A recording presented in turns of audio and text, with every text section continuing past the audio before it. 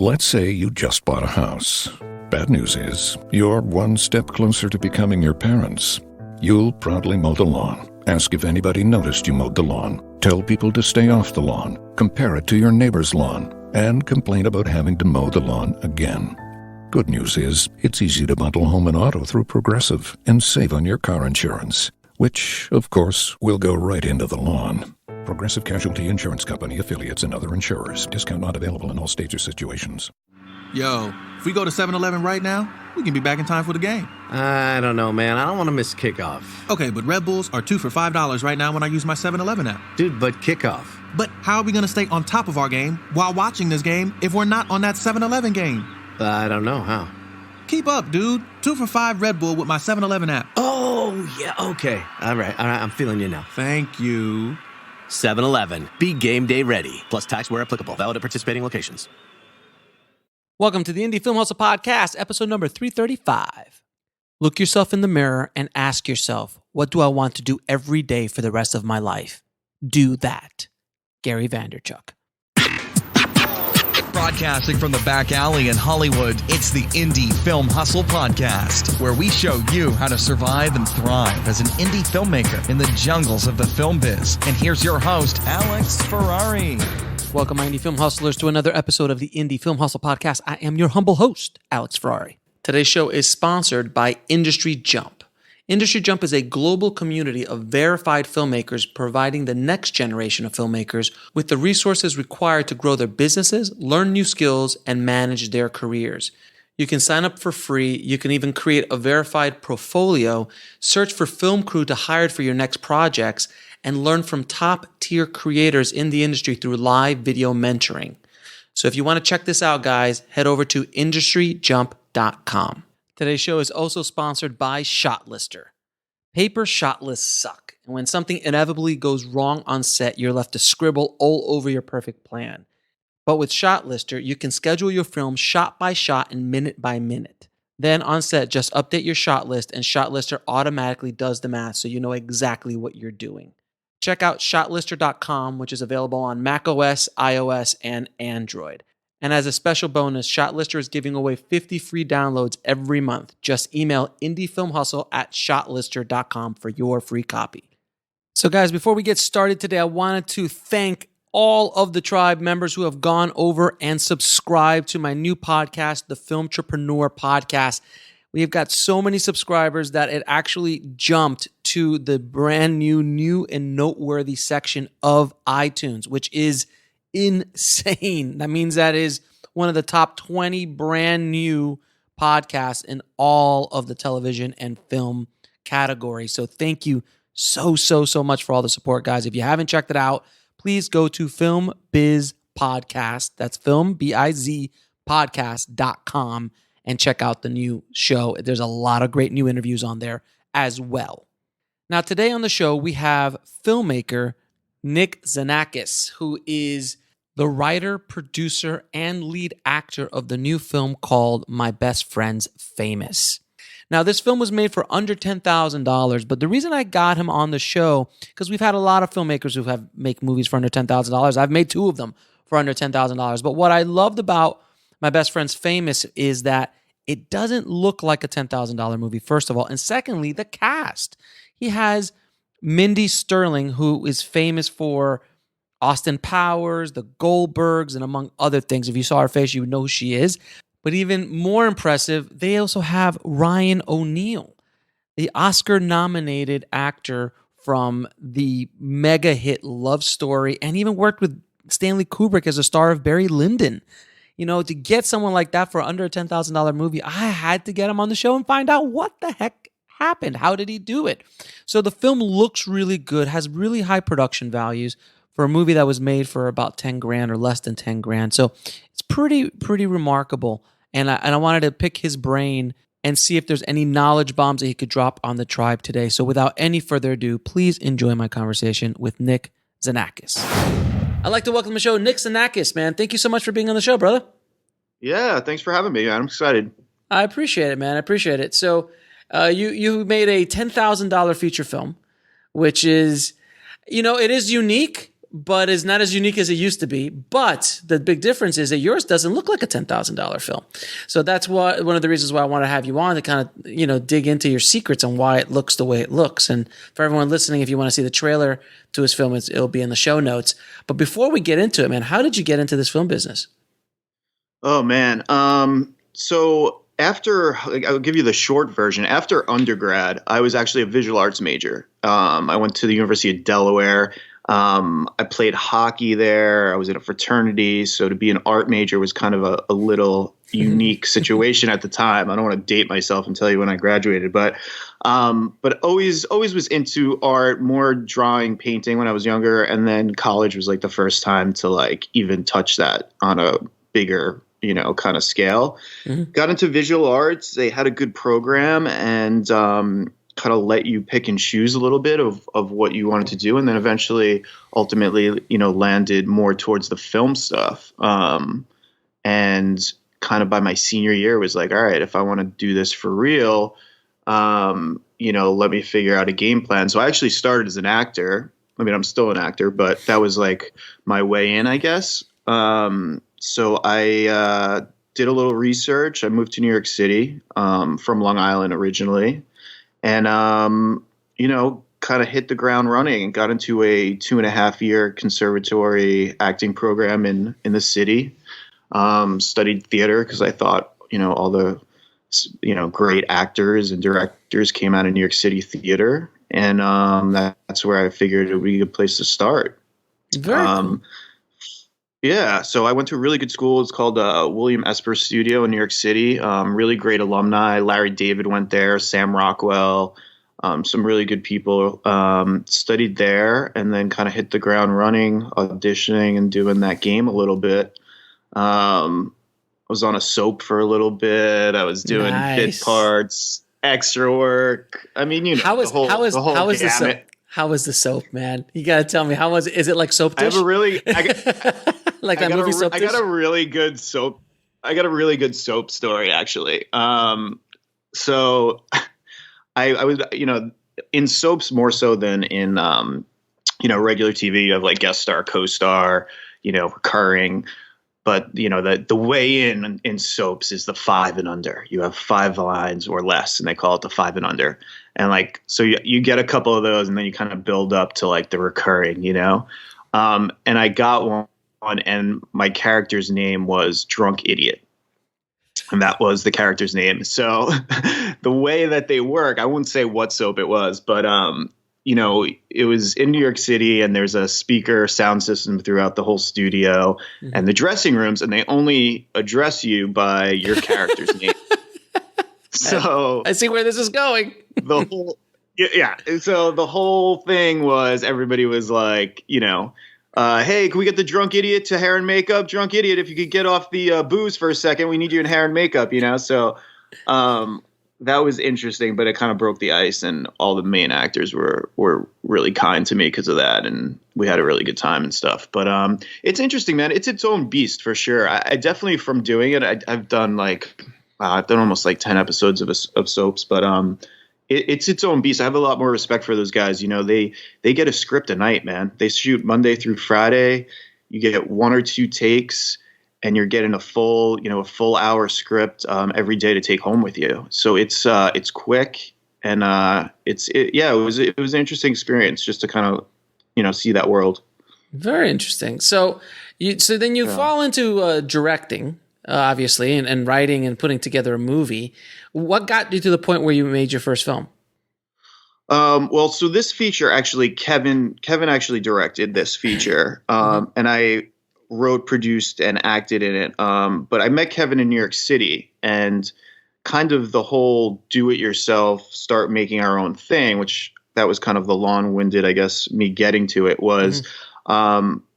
It was when YouTube, I was in New York City. It was kind of when YouTube was first kind of coming out and becoming popular. And I was actually an extra on SNL. And it was when the Lonely Island guys like Andy Samberg and Yorma and Akiva, and it was like their first or second season. And I was just watching these guys, and I remember thinking like, man, like these guys are best friends. they're making sketches, they're making art, and they're doing it together, and they're getting paid. I'm like, this is the coolest shit ever, you know? And from then on, I met Kevin in New York.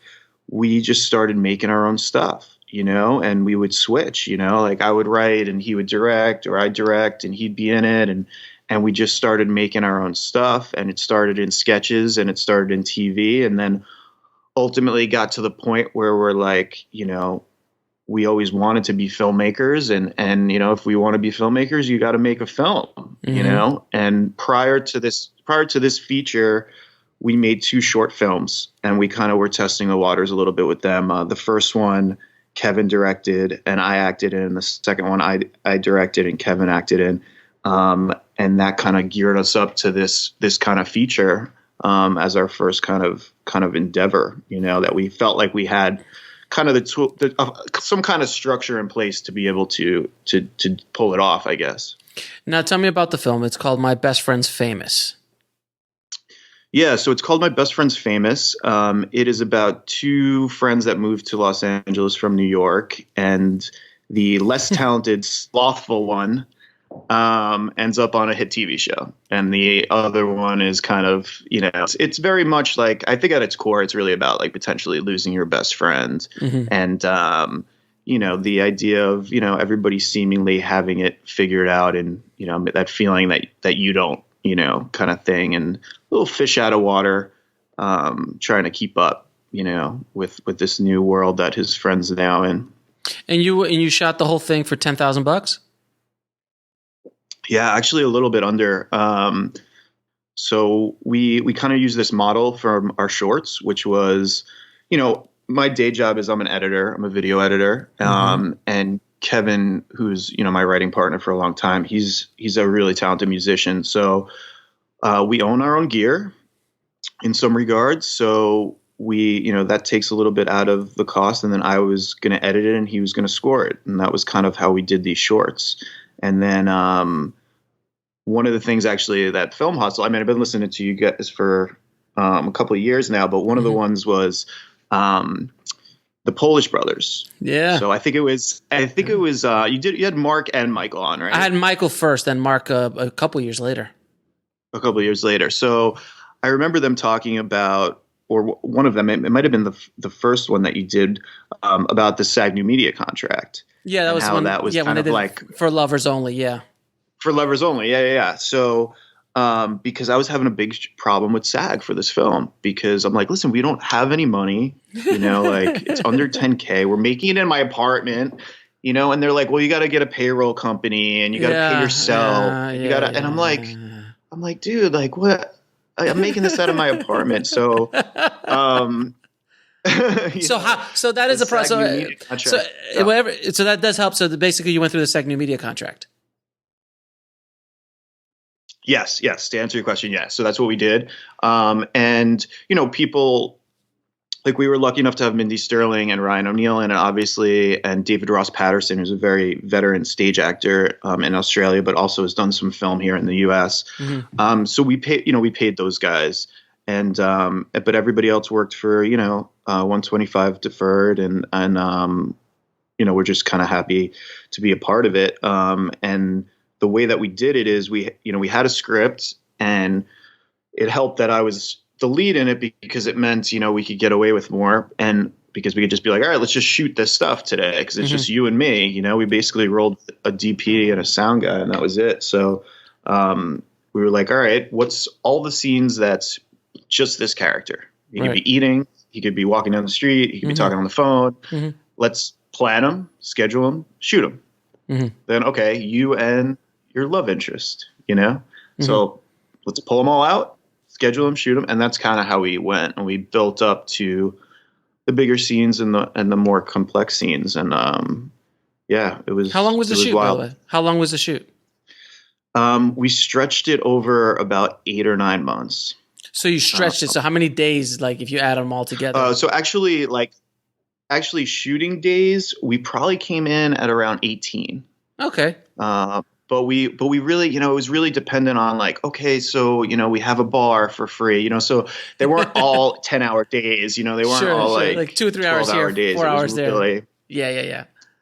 Yeah. And like, that was kind of the benefit of having me be the lead in it also, because, it could be like me and Kevin just being like, we have this place for, 4 hours, let's go. And we could just do it kind of quickly without a lot of crazy planning, So now I have to ask you, man, how the hell did you get an Oscar nominee and a legendary actor like Ryan O'Neal to be in your $10,000 independent film? I mean, I have to know this. No, of course. I mean, it's crazy. Is he your uncle? Is that what it is? Like he is my distant uncle. No, so it's funny, man. Somebody once told me, you never know till you ask. And right. A lot of times people are very afraid to ask, and you'd be surprised. And this could be anything, actors, writers, directors, or just in life. People that, are willing to do stuff or help you out, So, I mean, we did have a connection to him, obviously. One of my really good friends from New York, she plays my sister in the movie. Mm-hmm. She's known Ryan for a while, and she actually works for him. And has worked for him as like kind of an assistant and some other stuff. And it really started with, we wanted to potentially use his house. Right. Because the antagonist in the movie, he's supposed to be a little cliche kind of Hollywood, star. And we wanted to kind of show that he lived in this nice, Malibu house on the water.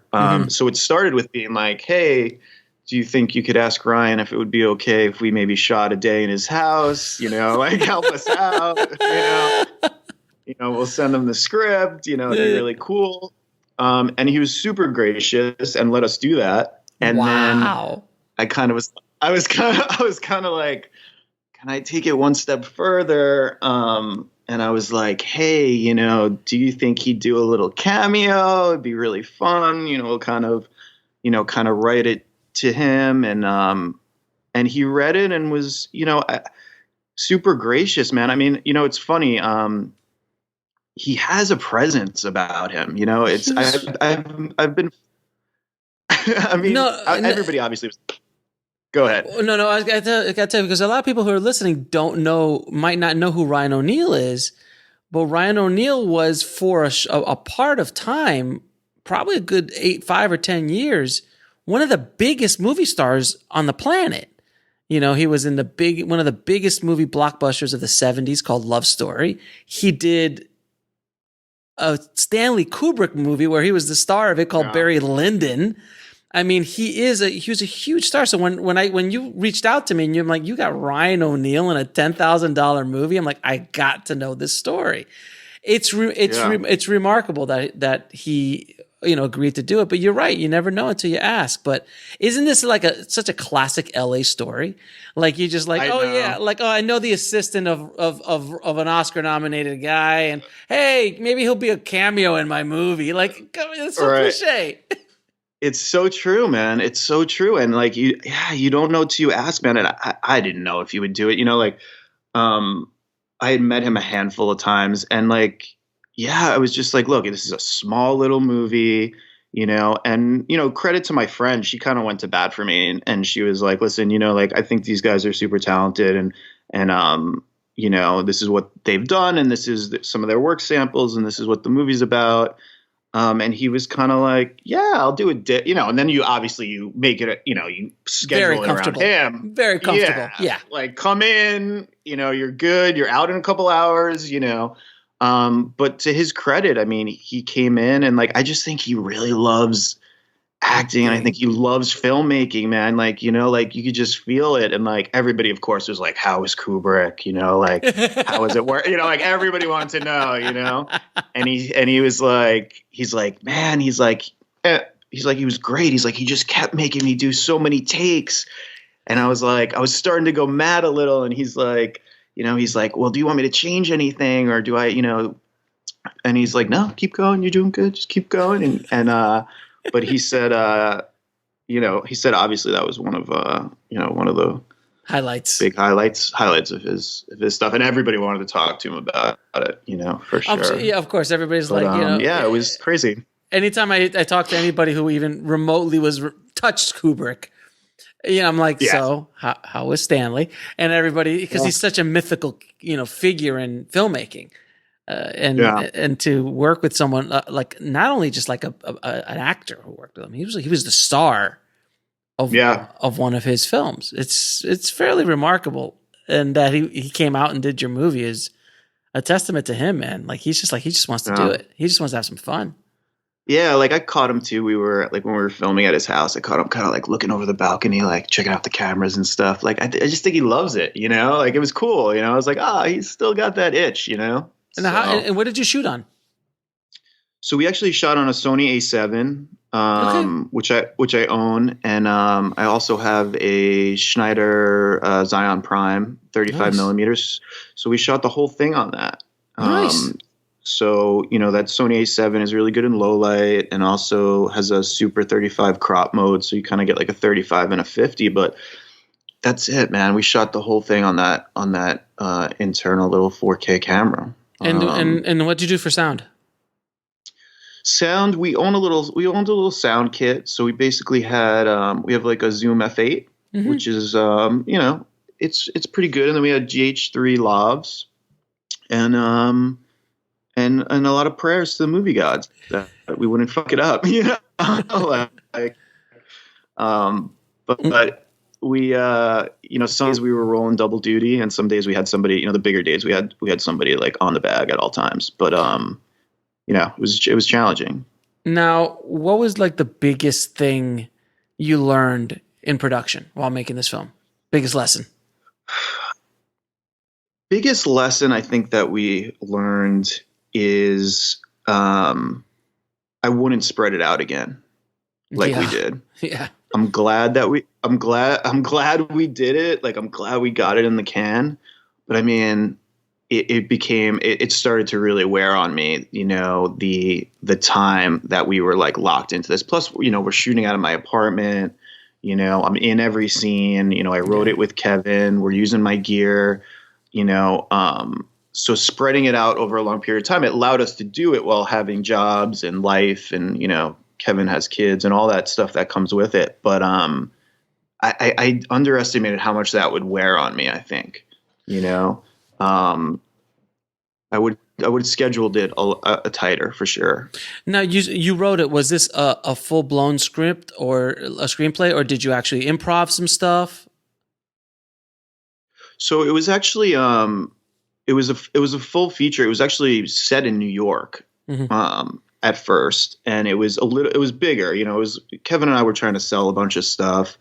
We had a TV deal that kind of jammed us up for about 2.5 years. We were in an option with a big studio, and it was also a very Hollywood cliche and did not end well, and but kind of made us be like, let's do this. Let's do this on our own, so I don't even know if I answered your question. The writing.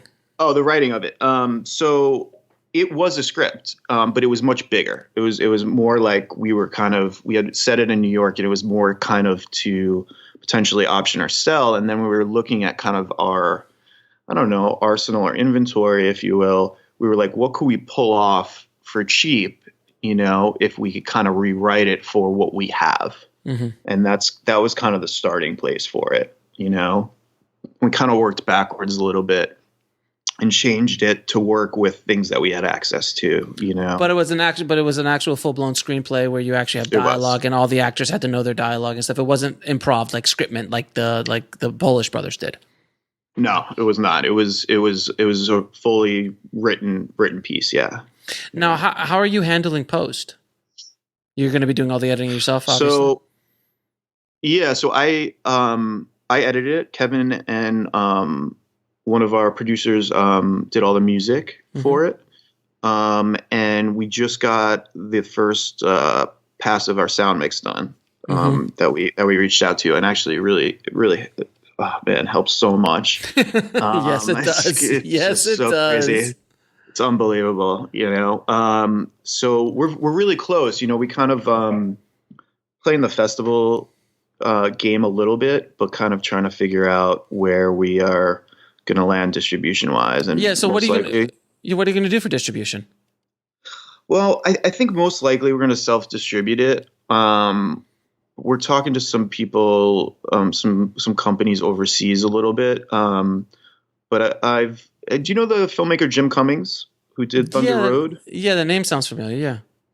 So he did this 1 minute, not 1 minute, sorry, this one take short that won Sundance. Mm-hmm. And he followed up and did the feature version of that won South by.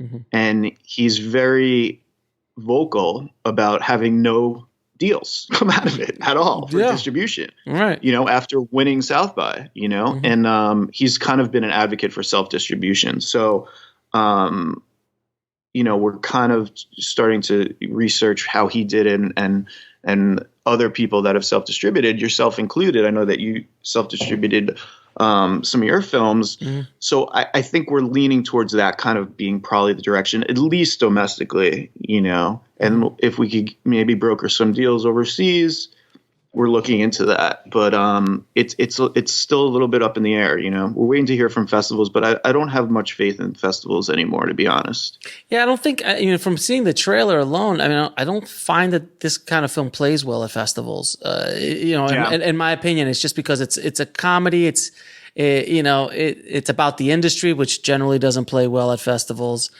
Those kind of things, it's tougher. It's a tougher sell for festivals. It's not kind of like what they're programming for. So it's a difficult, as far as sales are concerned, I think you could definitely sell overseas with this because it's very American. It is Hollywood, and that does sell well. Right. And you do actually have not only one face, but you actually have a name that people, will recognize at least. And you could put the word Oscar nominee in the trailer and in the thing if Mr. O'Neill allows you to do that. So and we call him Mr. O'Neill all the time. Yeah, you don't bust out like, yo, Rye, what up, man? We're going out. You want to come?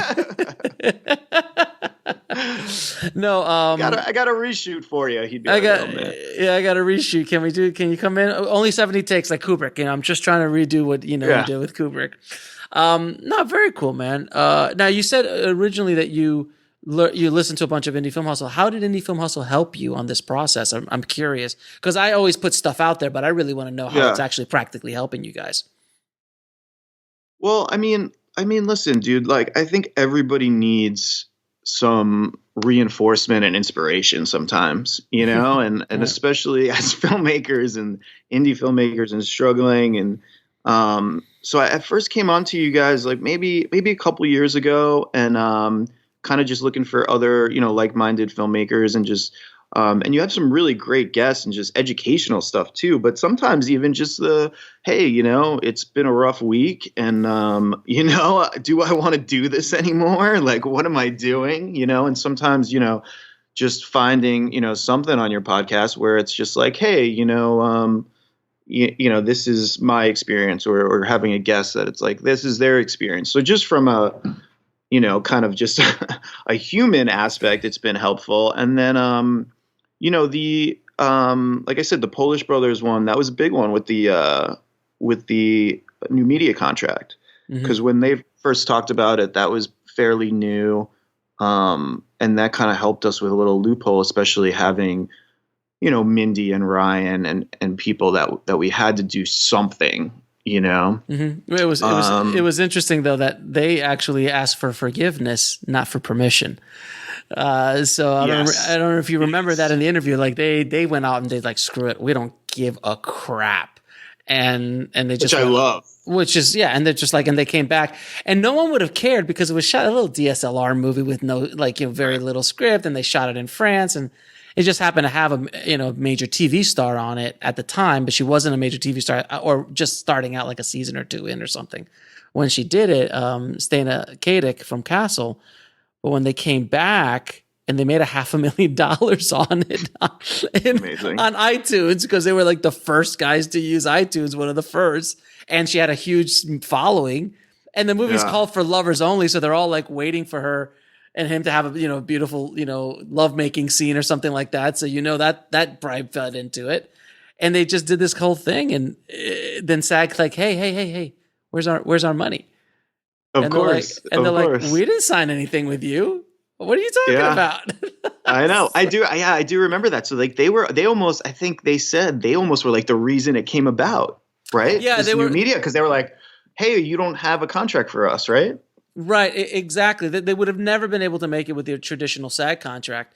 And they just didn't care. They were making a French New Wave black and white movie, which is why I'm so humbled and blessed that I was able to get that movie for my streaming service and the making of the movies on IFH TV, because I love that movie. It's such an inspiration, that movie, for me as well. It was one of the inspirations I shot This Is Meg with, because I saw what they did. I was like, well, I could go do that. Like I'm not saying it like I could just do it like they did it, but I was like, it inspired me. I'm like, well, I can definitely go make a movie myself. I'm like, let's do this.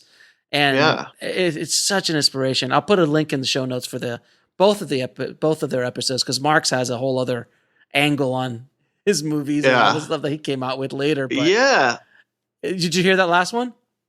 I did. Yeah. I actually, it's funny because I met Kate Bosworth at a film festival. Okay, yeah. And That's she's Michael's wife. Yeah. And they had done that movie Nona. Yeah. That she was in. Oh, and oh no. Yes. So, but I remember talking to her about it too, as far as being like, we're just gonna go shoot this thing and jump around countries and you know, and they did. Michael told me about that. Michael told me about that movie years ago, and it was like, you know, for people who don't know, like, she actually said what the budget was publicly. And killed their distribution deal, because they're like, oh yeah, we made this movie for like $500 or something like that, something ridiculous. And they're like, what? And we were going to give you $100,000 for this, you know, because it's starring Kate Bosworth in it, you know, like, yeah. Mark told us that story. I was like, oh, it's brutal, so brutal. Oh, can you imagine? Oh God, but you know what? That is the true indie spirit, man. It's just going out there and asking for forgiveness, not permission, many times, making sure everything's safe and everyone's cool and all that stuff. But, you know, going out there and making it happen, so that, you know, you guys are definitely a proponent of that, and with your film, without question, man. But I'm glad Indie Film Hustle, you know, threw you a couple bones and helped you guys out a little bit. Yeah, man. No, absolutely, man. And I appreciate it, dude. Trust me. There's a lot of, you know, as you know, there's a lot of filmmakers out there that need a little, you know, little inspiration and pick me up every now and then. So dude, I wish I would have had. Keep it going. I wish I would have had something like this like 20 years ago, dude. But there was no the filmmakers coming up now. They have just no idea what it was like in the 90s, man, or in the 80s and 90s, when there is no information about filmmaking, like none. Yeah. Like the Raiders of the Lost Ark documentary and like the Star Wars documentaries are it. This is before DVDs. Is before, there's like nothing, and then you had to go buy books to learn about filmmaking in the library. Yeah, I know. Library. Yeah, I know people are like, "What is this library they speak of?" So I'm going to ask you a few questions. Ask all my guests, dude. What advice would you give a filmmaker wanting to break into the business today? I always go with just make your own stuff. You know, if you're an actor, you put up a play, make a short film. You know, if you're a writer, write for somebody that wants to put up. You know, get with people that want to be proactive. And I always believe in the doing. You know, I think that's, you know, because you could have a million excuses to not do anything. You know, and I think you learn. I think you learn more from doing. I've always been. You know, some people could read a textbook and that like translates in their mind to them, you know, but for me, it's always been like in the doing, you learn more than you could ever learn in a book, I think, you know. Now, is there a book that had a big impact in your life or career? You know, I don't know if I could point my finger in one. I like a lot of kind of biographies, autobiographies.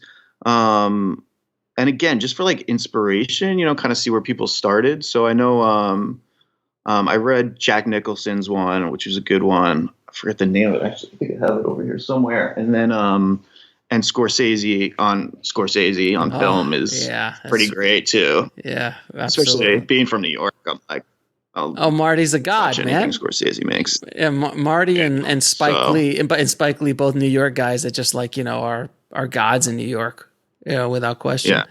Now, what lesson took you the longest to learn, whether in the film business or in life? I guess I would say,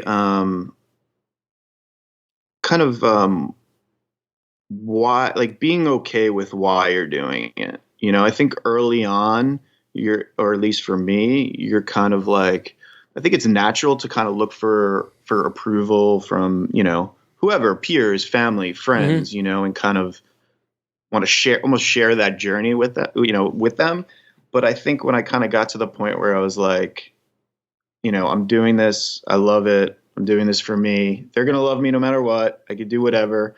And I think that kind of opened up some kind of freedom to kind of really try to enjoy it. I know everybody says enjoy the process and the journey and all that stuff. And I guess there is truth to it, but yeah. And know that, results are like, they're very fleeting. I mean, just because something's in a movie theater or it's on TV, it doesn't mean it's a good movie necessarily. It doesn't mean, you're doing any less or something, it's all relative to a certain extent. So I don't know.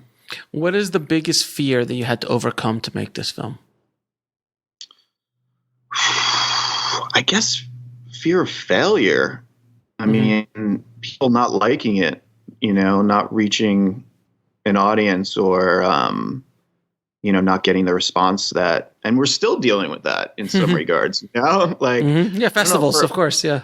Yeah. Like you get like, gazillion, rejection letters and emails, but, yeah, I think more so that, I don't know, for us, we've never kind of had like the fear of making, like we've been making stuff for so long that I think we know like we could get it done, but I think the quality and the story, and if it's going to connect with people, and if the message is right, and we're staying true to ourselves while doing all that stuff, I think that's always the hardest. Yeah. And 3 of your favorite films of all time. Oh, and I knew you were going to ask me this too. I like to separate them. I can't put them all in like the top 3. So I usually like to do.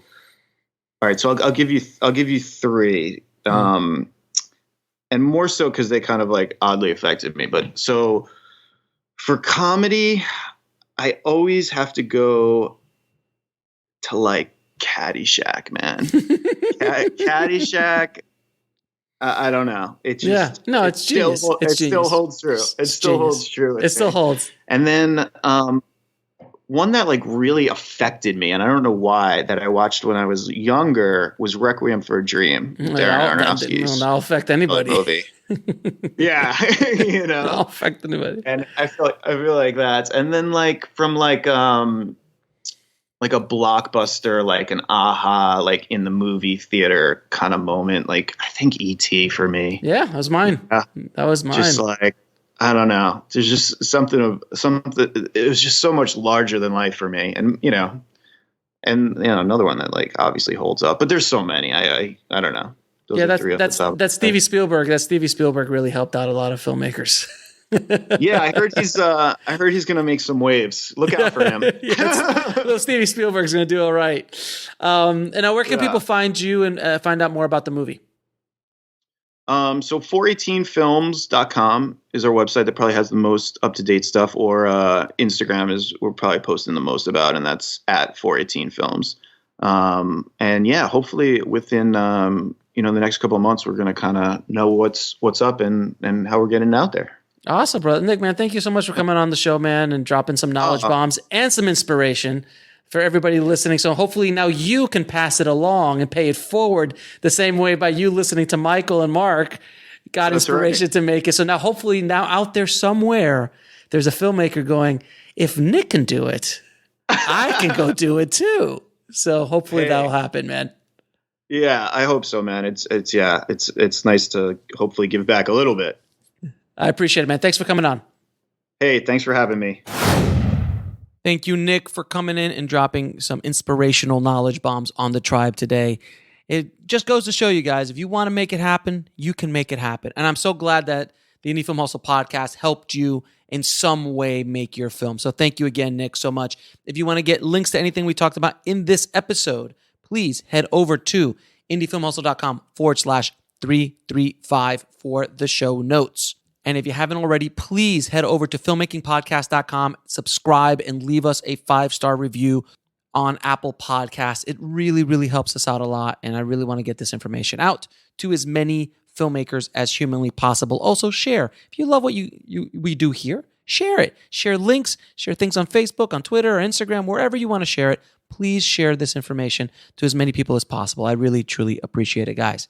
And I've got a few other things cooking for the tribe. You know I love cooking. You know I love doing cool stuff behind the scenes for you guys, and that's what I'm doing and am doing as we speak. And I am busy finishing up my new book, Rise of the Filmtrepreneur, which, by the way, became a #1 bestseller already on Amazon in the filmmaking book category. That's insane.